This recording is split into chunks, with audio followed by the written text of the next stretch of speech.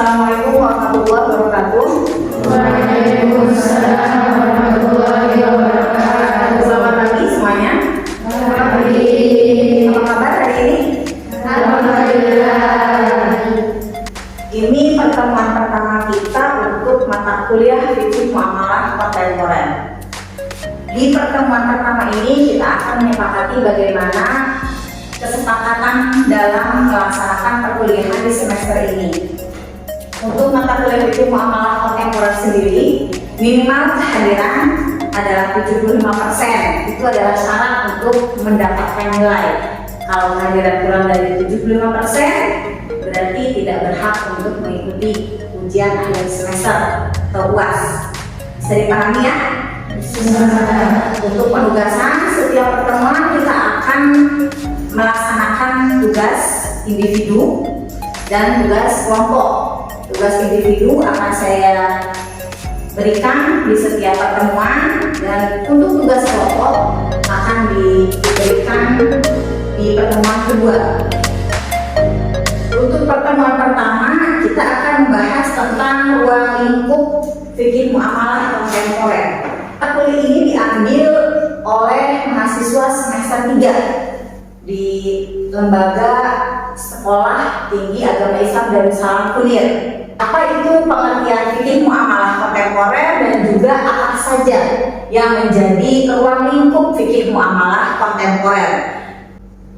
Yang pertama, pengertian Fikih Muamalah Kontemporer. Apa itu Fikih Muamalah Kontemporer? Fikih Muamalah Kontemporer merupakan fikih muamalah yang membahas tentang transaksi-transaksi kekinian, ya, atau membahas tentang ilmu-ilmu atau aturan-aturan Allah, baik itu yang ada di dalam Al-Quran maupun As-Sunnah, yang mengatur hubungan antar sesama manusia, khususnya dalam kegiatan berekonomi atau dalam bertransaksi yang kaitannya dengan harta benda, nah, dalam bentuk transaksi-transaksi kekinian.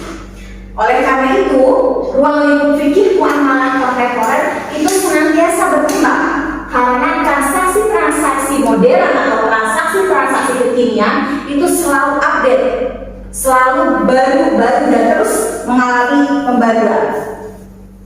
Namun demikian, ada beberapa koridor atau ada beberapa batasan yang tidak boleh dilanggar. Nah, selanjutnya, ruang lingkup fikih muamalah kontemporer setidaknya ada dua, ya, minimal mencakup dua hal. Yang pertama, transaksi-transaksi modern, yang kedua, modifikasi akad. Transaksi-transaksi modern ini senantiasa berkembang untuk menjawab perkembangan zaman, sehingga tidak bisa dibatasi sampai mana dan harus seperti apa. Namun demikian, dalam fikih muamalah kontemporer memiliki ruang lingkup yang lain yang berfungsi sebagai batasannya, sebagai pagarnya, yaitu modifikasi akad. Modifikasi akad juga memiliki pagar yang lain.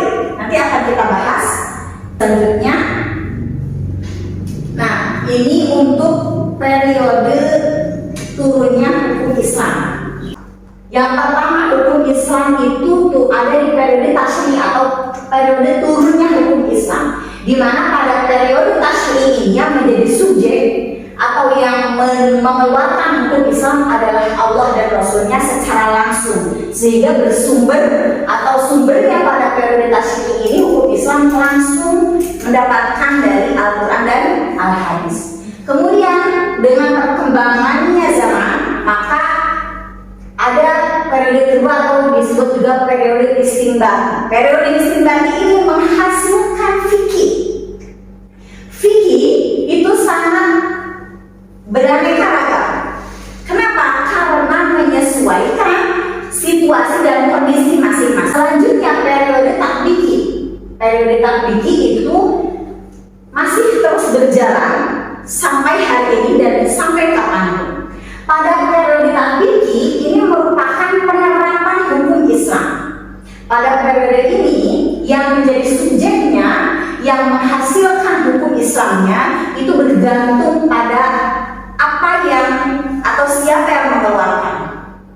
Ya, kalau dikeluarkan oleh hakim, nah, maka bentuknya akan berupa qadha atau keputusan hakim pengadilan agama tentang sengketa ekonomi syariah misalkan, atau juga dapat berbentuk fatwa. Nah, fatwa ini juga sama. Fatwa itu baru muncul apabila ada pihak yang meminta fatwa tentang ijazah muntahiyah bitamlik.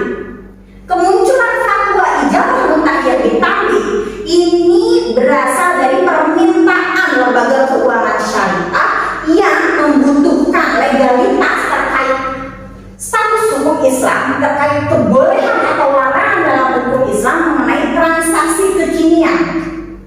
Ya, itu ada pada periode tatbiki. Selanjutnya, prinsip-prinsip dasar fikih muamalah. Ada beberapa dasar di sini. Yang pertama, al-aslu fil muamalah al-ibahah hatta ayadulla dalil ala tahrimiha. Ada yang sudah pernah mendengar kaidah ini? Ini kaidah yang sangat umum yang harus dipahami oleh seluruh mahasiswa ekonomi syariah. Karena ini merupakan fondasi utama, dasar utama yang harus dipahami betul oleh calon-calon sarjana ekonomi syariah. Ada yang bisa menjelaskan apa itu kaidah al-aslu fil muamalah al-ibahah? Silakan. Pada dasarnya segala jenis transaksi muamalah itu diperbolehkan kecuali ada dalil yang menunjukkan keharamannya. Betul. Jadi transaksi kekinian yang senantiasa muncul, yang senantiasa berkembang itu mengacu pada kaidah ini. Ya. Jadi apabila teman-teman menemukan transaksi yang baru, akad yang baru, kita lihat al-aslu fil muamalah al-ibahah. Pada dasarnya setiap transaksi muamalah, transaksi ekonomi itu diperbolehkan kecuali mengandung hal-hal yang diharamkan. Apa saja diharamkan nanti akan kita bahas. Yang kedua, jalbul masalih, menarik kemaslahatan, dan juga dalil mafasid, menolak kemafsadatan. Setiap transaksi ekonomi syariah harus didasarkan pada adanya kemaslahatan, ya, dan juga harus menolak mafsadat dalam bentuk apapun itu. Yang ketiga adalah al-adal atau keadilan. Setiap transaksi ekonomi harus mengandung nilai-nilai keadilan. Untuk siapa? Untuk para pihak yang melaksanakan transaksi. Prinsip-prinsip khusus. Prinsip-prinsip khusus ini sebagai pagar dari al-ibahah hatta ayadulla dalil ala tahrimiha. Ini ada perintah dan juga ada larangan. Tahrim di sini ini sebagai salah satu penjelasan apa saja sih yang tahrim itu. Nah, ini mengacu pada prinsip-prinsip khusus dalam fikih muamalah kontemporer. Terdapat larangan. Hal yang harus diingat adalah untuk memperboleh itu maghrib, bukan sholat maghrib ya, tapi maisir, gharar, dan juga riba. Dan lain-lainnya apa? Ada penipuan, ya, dan hal-hal yang merugikan lainnya. Kalau untuk perintahnya apa? Harus mengandung hal-hal yang halal dan juga thayyib. Nah, inti pembahasan selama mata kuliah fikih muamalah kontemporer ini akan membahas akad tunggal dan juga multi akad, tapi akan kita fokuskan di multi akad. Untuk contoh, ini sebagian contoh macam-macam multi akad ya. Ada ijazah muntahiyah bitamlik, kemudian ijazah mausufah fi dhimmah, dan musyarakah mutanaqisah, juga murabahah bil wakalah. Ini contoh macam-macam transaksi yang mengandung adanya multi akad. Ya, ini sudah selesai materi kita. Silakan, ada yang ingin ditanyakan dari penjelasan? Oh, silakan. multi akad. Multi akad. Ini ya. Multi akad itu adalah kebalikan dari akad tunggal. Multi itu berarti banyak, ya. Minimal multi akad ini kapan dikategorikan sebagai multi akad?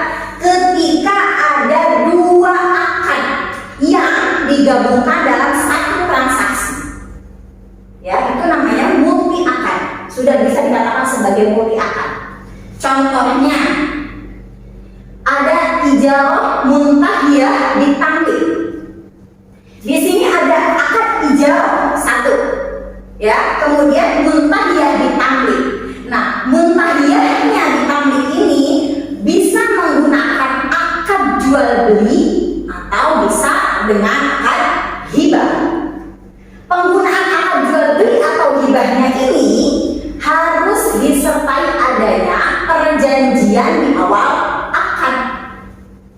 Ketika melaksanakan ijarah, ya, orang yang menyewakannya itu berjanji untuk menjual barang yang disewakan atau berjanji akan menghibahkan barang yang disewa kepada penyewa nanti setelah selesai akad.